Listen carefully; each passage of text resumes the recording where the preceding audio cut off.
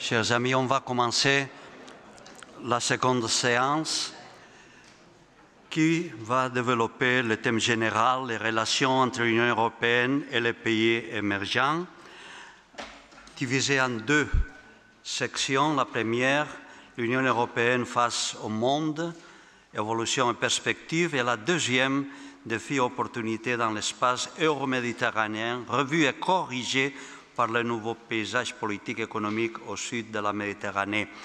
Tous ces deux thèmes sont ouverts, c'est-à-dire que l'espace, il n'y a pas de contour qui empêche d'aller un peu plus loin.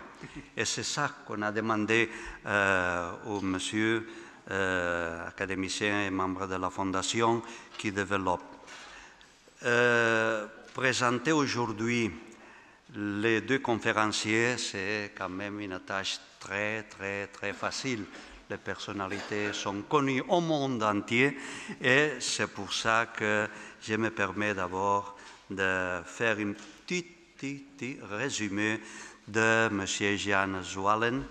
M. Jan Zwalen a été conseiller d'ambassade, a été en 1972 ministre, chef de service économique et financier, ambassadeur de Suisse auprès de l'OCDE à Paris, membre directeur de la Banque nationale suisse, etc. Dans le domaine de la banque, il a rejoint l'Union bancaire privée à Genève en qualité de vice-président, fonction qu'il a occupée jusqu'en mars 2006, son 75e anniversaire. Voilà. Et fut alors nommé Senior Advisor for l'ACI, fonction qu'il continue à exercer.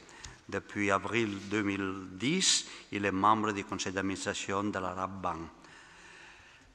Monsieur Jan Zwalen, nous aurons le grand plaisir de vous écouter tout de suite.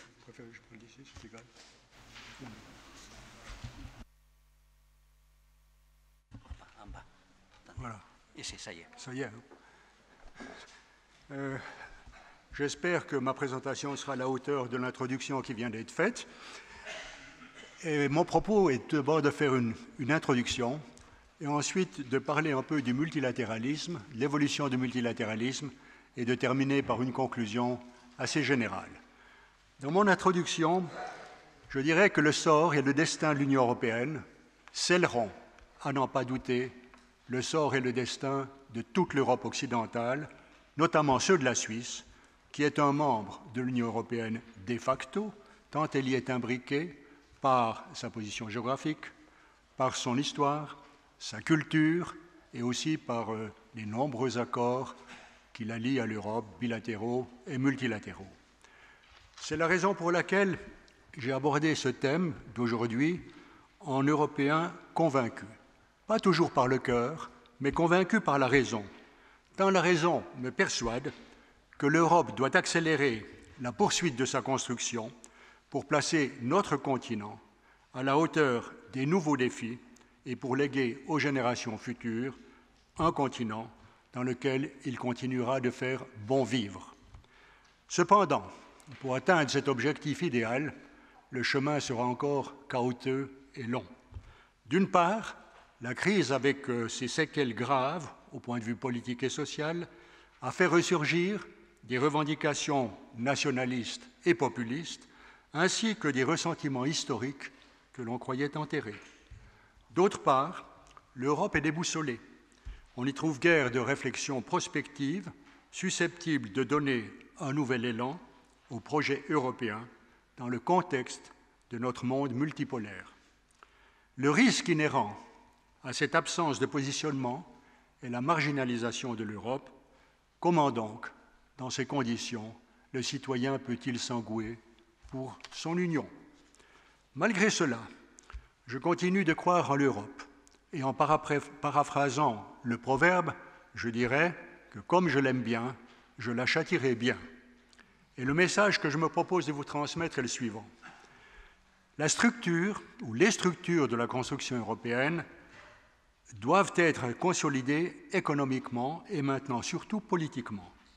C'est la condition sine qua non pour que notre continent puisse jouer un rôle et défendre ses intérêts et valeurs dans un monde en profonde transformation. Faute de gouvernance mondiale adaptée aux besoins du XXIe siècle, les risques de déstabilisation sont considérables et mal maîtrisés.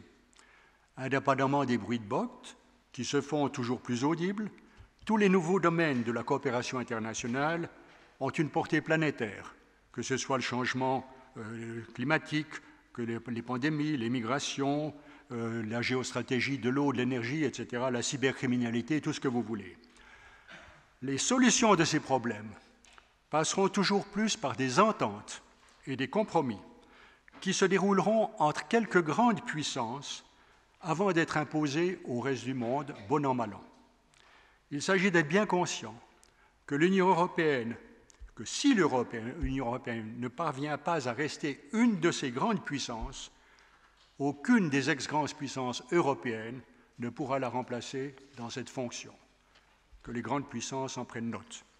Dans sa forme institutionnelle actuelle, l'Union européenne ne peut pas prendre à ses délibérations. Elle n'y est d'ailleurs pas conviée. Unifiée, elle en aurait les qualités. C'est pourquoi il est impératif qu'elle poursuive rapidement sa construction. À défaut, notre continent sera marginalisé, son rayonnement s'éteindra et notre bien-être en souffrira. Pour éviter ce déclassement, de nouveaux partages de souveraineté sont nécessaires. Or, la souveraineté cabre nos dirigeants qui vivent encore, semble-t-il, sur le mythe de l'État westphalien, doté d'un territoire et d'une population, sur lesquels l'État exerce ses droits régaliens, la monnaie, la fiscalité, la politique étrangère, la sécurité, la défense. Or, l'État westphalien s'est désagrégé avec la mondialisation. La souveraineté n'est plus qu'un mythe. Il est temps d'en prendre conscience et d'adapter nos comportements au nouvel état de fait. C'est particulièrement crucial pour l'Europe dans les domaines de la politique étrangère, de la politique de sécurité et de défense, pour qu'elle puisse parler d'une seule voix et s'asseoir à la table des négociations des grands. Mon message est catégorique, j'en conviens, mais je le tiens pour réaliste. Ceci était mon introduction. Et j'en viens maintenant au multilatéralisme en faisant peut-être un petit passage sur le passé, en visitant le multilatéralisme d'après-guerre, le multilatéralisme en transition, le multilatéralisme en crise, et l'Union européenne et le multilatéralisme. Le multilatéralisme d'après-guerre. À l'issue de la Deuxième Guerre, les vainqueurs, qui sont essentiellement les États-Unis et le Royaume-Uni, conçoivent l'ordre international nouveau et créent l'ONU, les institutions de Bretton Woods et subséquemment le Fonds monétaire, l'OMC. Cet ordre nouveau est conçu par l'Occident et pour l'Occident, comme en témoignent les valeurs qui le sous-tendent. Démocratie, liberté fondamentale, droit international, libéralisme, droits de l'homme. Les grands pays en contrôlent les leviers de commande, mais ils n'en abusent pas. C'est ce qu'on appelle les like-minded countries. Cet ordre est quasi mondial, puisqu'il couvre les colonies et protectorats des puissances européennes fondatrices, soit la totalité de l'Afrique et une grande partie de l'Asie. À l'époque, ne l'oublions pas, la planète comportait 74 États membres. 74 États. Le multilatéralisme en transition. Les premières craquelures de l'ordre multilatéral d'après-guerre apparaissent avec les vagues de décolonisation, puis, plus fortement, sous l'influence des profondes transformations mondiales. Et je me suis plu à vous en rappeler quelques-unes parce qu'on a tendance à les oublier. Tout d'abord, libéralisation des échanges. À l'issue de la guerre, le monde est très peu globalisé. De nombreuses barrières, des restrictions entravent les échanges commerciaux, financiers, technologiques, mais ces barrières reculent au fur et à mesure des progrès de la libéralisation. Deuxième transformation, l'accroissement du nombre d'États. De 1945 à 2010, le nombre d'États progresse de 74 à 2010. Cet accroissement s'accompagne d'une diversification des cultures, diversification des valeurs, diversification des principes qui sous-tendent l'ordre multilatéral. Troisième transformation, multiplication des domaines ouverts à la coopération et des organisations qui les traitent. Le champ de coopération internationale s'étend considérablement en raison de la progression des interdépendances nées de la globalisation. Cette extension entraîne à son tour une explosion d'organisations internationales. Leur nombre passe, tenez-vous bien, de 37 en 1990 à plus de 400 aujourd'hui. Quatrième changement, changement de nature des problèmes. Autrefois, on pouvait traiter les problèmes isolément, selon une approche verticale, dans les organisations spécialisées des Nations Unies. Aujourd'hui, c'est l'approche horizontale qui prévaut, car elle permet de mieux saisir les interconnexions qui relient les problèmes les uns aux autres. Cinquième transformation, diversification et multiplication du nombre d'acteurs. À la fin de la guerre, l'État est l'épicentre des relations internationales. Conformément au modèle westphalien, il traite sans partage de problèmes qui sont à l'époque essentiellement des problèmes nationaux. Tout a changé. Aujourd'hui, l'État est appelé à résoudre principalement des problèmes transfrontaliers pour la solution desquels il consulte de nombreux nouveaux acteurs. Parmi ceux-ci figure toute une série d'organisations, notamment une génération d'organisations régionales et subrégionales, ainsi qu'une cohorte de nouveaux acteurs, les lobbies, les organisations professionnelles, syndicales et les ONG. Le nombre de celles-ci a explosé. Tenez-vous bien de nouveau, et il y en a plus de 2600 à Bruxelles. Beaucoup ont obtenu des statuts d'observateurs dans des organisations internationales. Leur pouvoir peut aller jusqu'à étouffer l'action de l'État. Prenons maintenant le multilatéralisme en crise. Les transformations que j'ai évoquées montrent déjà qu'on évolue vers une situation de crise. Or, indépendamment de ces transformations, je pourrais dire que la crise du multilatéralisme est due probablement à trois grands facteurs. L'inadéquation des structures de la gouvernance mondiale, multilatérale, le déséquilibre de représentation entre pays développés et émergents dans les enceintes multilatérales et le déficit démocratique. Je ne traiterai pas du déficit démocratique, c'est un sujet qui est maintenant à l'ordre du jour à Bruxelles. Mais prenons l'inadéquation des structures de la gouvernance multilatérale.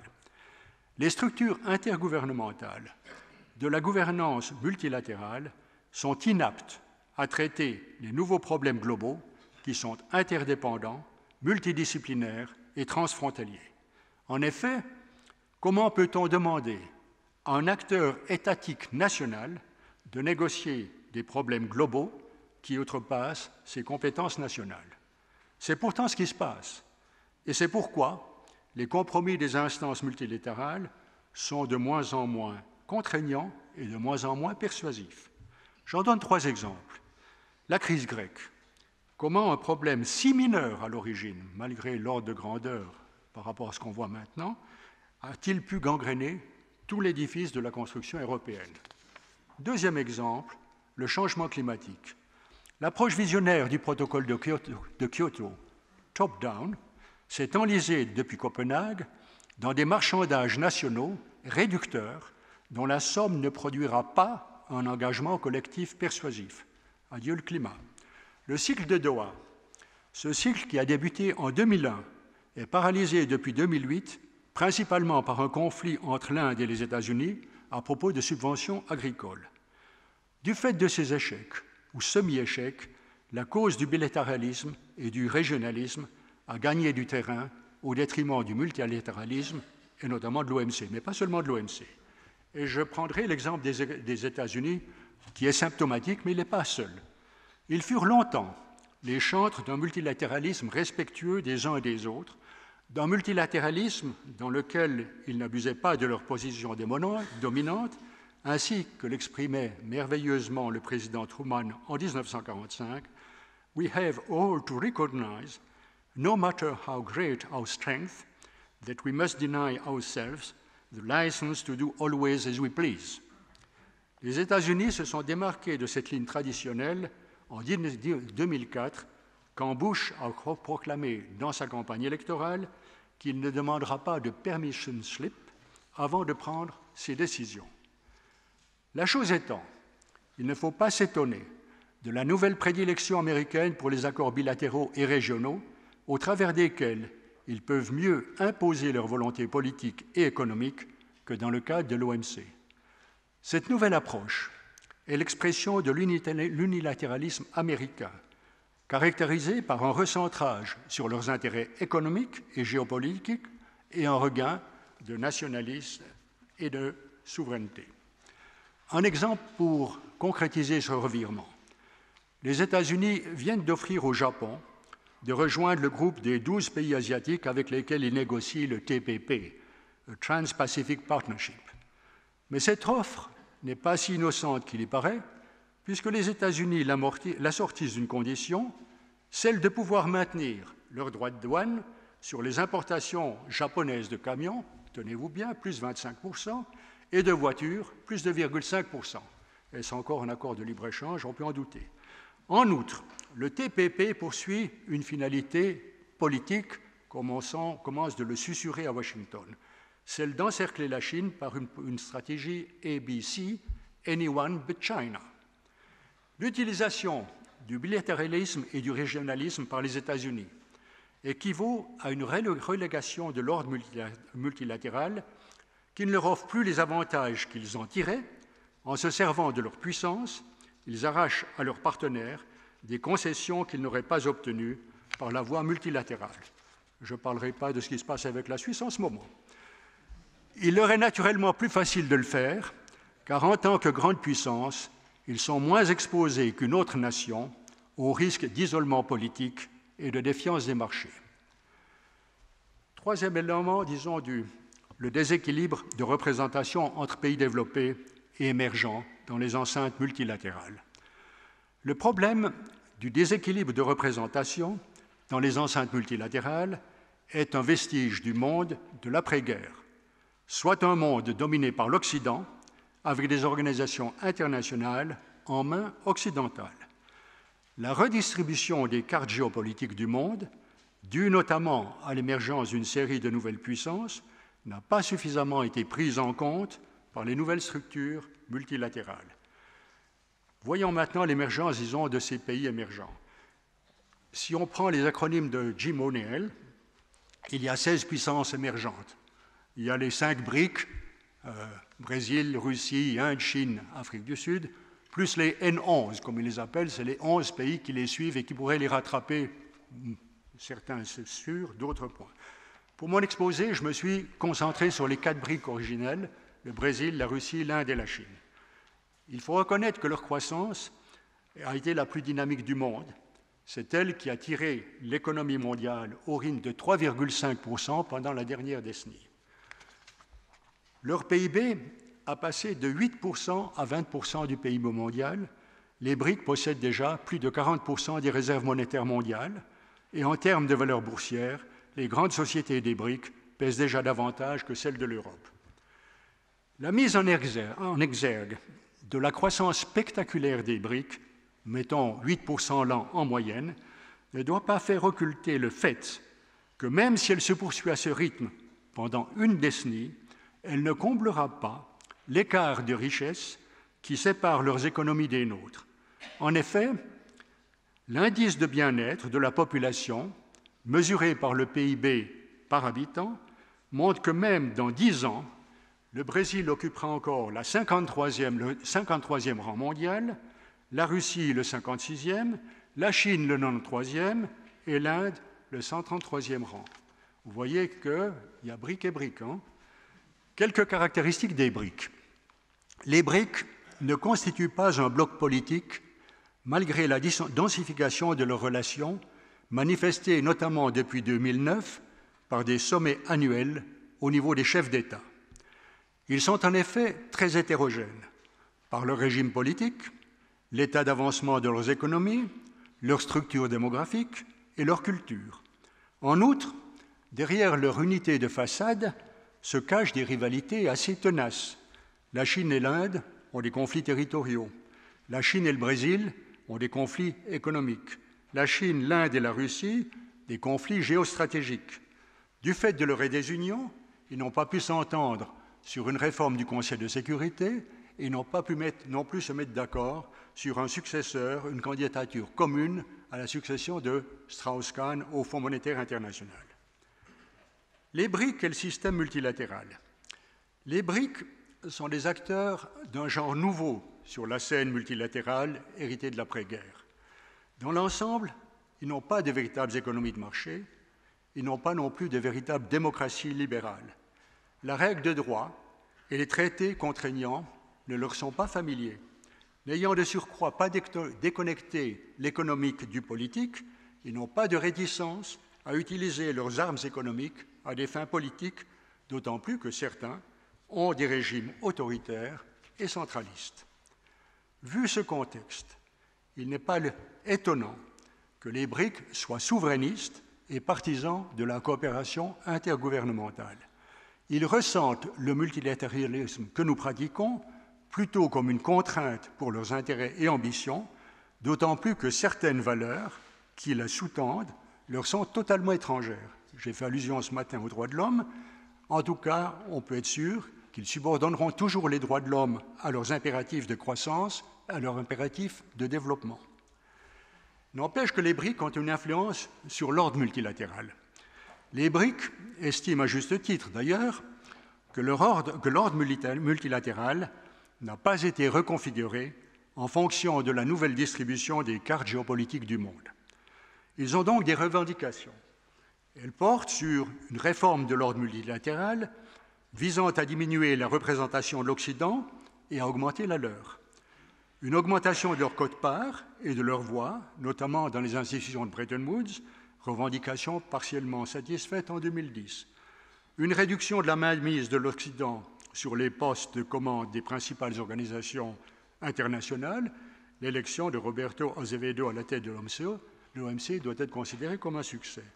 Il demande aussi une réforme de l'ordre monétaire. En outre, les BRIC influencent de plus en plus l'élaboration des ordres du jour, notamment ceux du G20 et du G77, en y faisant insérer des points qu'ils jugent prioritaires et qui sont pris en compte par les organisations. Les BRIC ont ouvert à tous les membres du G20 le Financial Stability Board. Enfin, en se présentant en formation restreinte dans certaines enceintes, ils accroissent leur influence sur le cours des négociations. Ainsi, il y a le groupe BASIC, Brésil, Afrique du Sud, Inde et Chine, qui agit dans les négociations sur le climat. Vous avez IPSA, Inde, Brésil, Afrique du Sud, dans les négociations Sud-Sud. Conclusion du multilatéralisme tel que je l'ai exposé, l'urgence de réformer l'ordre multilatéral a été réactualisée par l'éruption des BRIC et des pays émergents sur la scène internationale. Faute de faire droit à la part justifiée de leurs revendications, ils pourraient être incités à créer un ordre concurrent. L'hypothèse n'est pas à prendre à la légère, surtout en Asie, où il y a déjà un entrelacement d'organisations et d'ententes régionales très denses. Il ne faut pas oublier que l'initiative de Chiang Mai, qui équivaut presque à un FMI asiatique, a été lancée comme une protestation contre les mesures draconiennes imposées par le FMI lors de la crise financière asiatique de 97-98. Le projet de création d'une banque de développement des BRIC, concurrençant frontalement la Banque mondiale, en est une autre manifestation.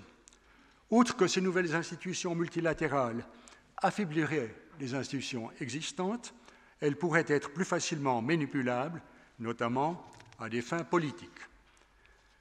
La multipolarisation, deuxième autre conséquence, la multipolarisation pourrait bien être un facteur d'aggravation de la crise du multilatéralisme.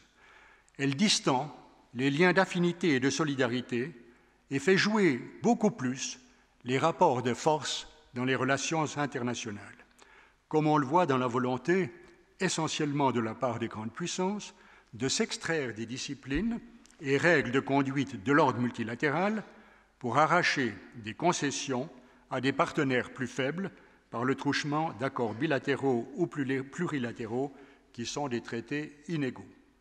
Y a-t-il antinomie entre multipolarisation et multilatéralisme? La question mérite examen. Passons maintenant à l'Union européenne et au multilatéralisme. L'Union européenne est une construction hybride qui l'apparente tantôt à un État fédéral, tantôt à une organisation internationale. Jacques Delors l'avait qualifiée fédération d'États-nations. Cette hybridation bute sur les sensibilités et divergences à propos du degré d'intégration réalisable dans des domaines sensibles et sur les difficultés qui peuvent en résulter pour désigner le ou les porte-parole de l'Union européenne. Cette hybridation ne facilite pas non plus la distribution des rôles sur la scène internationale. Dans certains domaines, notamment en matière de politique étrangère, de sécurité et de défense, le processus de prise de décision est intergouvernemental, comme l'atteste la règle quasi générale de l'unanimité. Quand celle-ci n'est pas réalisée, ce qui est généralement ou totalement le cas, les États membres s'expriment individuellement. Dans d'autres domaines, là où les compétences de l'Union européenne sont exclusives, ce sont les organes communautaires qui représentent et s'expriment au nom de l'Union. Dans le cas de l'OMC, et encore, on l'a vu avec les questions solaires, les panneaux solaires avec la Chine. Enfin, il y a toute une série de domaines dans lesquels les compétences nationales s'entremêlent avec les compétences communautaires. Dans les instances monétaires, au FMI par exemple, malgré la délégation de compétences aux instances communautaires, la monnaie unique, les États continuent d'être représentés en tant que tels, quand bien même M. Draghi est présent. Aux réunions du G7 Finance, les présidents de la BCE et de l'Eurogroupe siègent avec l'Allemagne, la France, l'Italie et le Royaume-Uni, qui sont membres du G7. Au G20, les présidents de la BCE et du Conseil ECOFIN participent au même titre que les 4 pays de l'Union européenne, membres du G7. Conclusion. L'Union a une attitude ambiguë à propos du multilatéralisme. Elle le défend, puisqu'elle est elle-même l'émanation d'une construction multilatérale, qu'elle verrait volontiers reproduite à l'échelle mondiale. Mais elle peine en même temps à parachever sa construction et prend insuffisamment d'initiatives pour promouvoir son modèle à l'extérieur. En parlant d'une seule voix, l'Union européenne accroîtrait son influence dans les enceintes internationales. Le gain qu'en retireraient ses membres serait supérieur à celui qu'ils récoltent en agissant isolément. L'hybridation maintient une surreprésentation anachronique de l'Union européenne dans les instances internationales. En ne cédant des sièges que sous pression, l'Union européenne fournit des prétextes à ceux qui les revendiquent pour critiquer la mainmise de l'Occident sur l'ordre multilatéral et justifier leurs initiatives pour construire un ordre international concurrent, FMI, asiatique, Banque de développement, comme je les ai mentionnés. Autre conclusion, les puissances émergentes seraient probablement moins contestataires et plus responsables du bon fonctionnement de l'ordre multilatéral si davantage de sièges leur étaient attribués dans les enceintes internationales. J'en arrive à ce qui est ma conclusion finale. L'ordre multilatéral d'après-guerre a été conçu à une époque où le modèle westphalien de l'État-nation allait de soi, un État souverain, détenteur des droits régaliens. Étant donné ce contexte, il était logique de confier à l'État le premier rôle dans les relations internationales et de construire l'architecture multilatérale sur la coopération intergouvernementale. Ce mode de coopération prévaut encore, mais elle a été mise à mal par les profondes transformations qui se sont produites dans le monde ces dernières décennies. Ainsi, les États ont perdu le monopole des relations internationales. Ils doivent maintenant composer avec de nombreux nouveaux acteurs, je vous les ai cités, et traiter de problèmes globaux qui outrepassent leurs prérogatives nationales. De même, la coopération intergouvernementale, qui est au cœur de l'architecture multilatérale, se heurte aux mêmes limites que connaissent les États. Enfin, avec l'émergence de nouvelles puissances continentales, Chine, Inde, Brésil, etc., le monde s'est multipolarisé. Il comporte désormais davantage de pôles de puissance, davantage de points de vue, davantage de valeurs, davantage d'intérêts et donc davantage de difficultés à dégager des consensus acceptables pour les uns et pour les autres, mais consensus qui restent quand même valables et acceptables et efficaces surtout pour régler les problèmes globaux de notre planète. En bonne logique, ces développements appelleraient une refonte de la gouvernance mondiale, mais on ne voit pas qui devrait ou pourrait en prendre l'initiative. Les chefs d'État en seraient probablement les meilleurs artisans, mais ils ne sont pas prêts à s'engager pour une cause qui attenteraient à leurs prérogatives. Nous vivons donc dans un monde en rupture, dans une gouvernance en rupture, au sein d'un monde qui est lui-même en rupture. Et c'est pourquoi nous peinons tant à régler, dans une optique d'avenir, les problèmes globaux de notre planète. Les quelques tentatives qui ont été faites pour sortir de ce cercle vicieux ne sont guère concluantes. Je pense notamment au G20, dont la légitimité est douteuse, mais qui avait réussi, au plus fort de la crise, à dégager quelques consensus qui se sont malheureusement distendus quand l'urgence des problèmes a régressé. Comme il n'y aura pas de meilleure gouvernance mondiale dans un avenir prévisible, il faut vivre et composer avec ce qui existe. J'en infère que les relations internationales vont continuer d'être largement façonnées par les discussions, les décisions et compromis auxquels parviendront les quelques grandes puissances continentales et que les autres États devront s'en accommoder bon an, mal an. Avec ces situations comme toile de fond, que doit faire l'Europe? À ce stade de sa construction, elle est, comme je l'ai dit, une entité hybride dans laquelle se mêlent des éléments d'État fédéral et d'organisation internationale. Cette configuration ne lui donne pas, à l'échelle mondiale, le rôle qui devrait lui revenir en tant que plus grand et plus riche marché mondial. Elle n'est donc pas un des quelques grands acteurs mondiaux et n'est d'ailleurs pas invitée à siéger à la cour des grands. Si donc elle veut être entendue, défendre ses intérêts et valeurs, sauvegarder notre bien-être et notre culture, il lui faut impérativement et urgemment poursuivre sa construction en se fédérant davantage pour pouvoir parler d'une seule voix dans un nombre croissant de domaines et tout particulièrement en matière de politique extérieure, de politique de sécurité et de défense. Être ou ne pas être est la question, telle est la question qui se pose à l'Europe dans un monde où se radicalisent les enjeux géopolitiques et géostratégiques.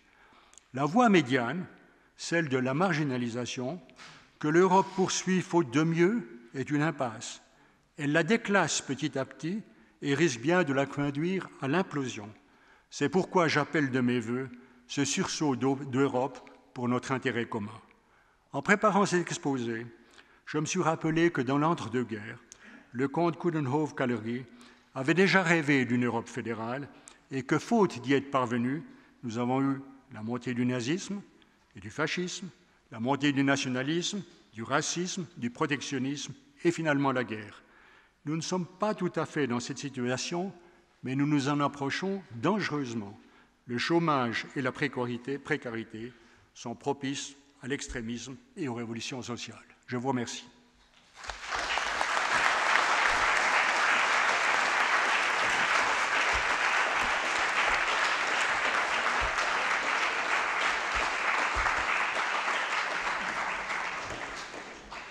Excellent exposé, c'est de M. Janos Valén.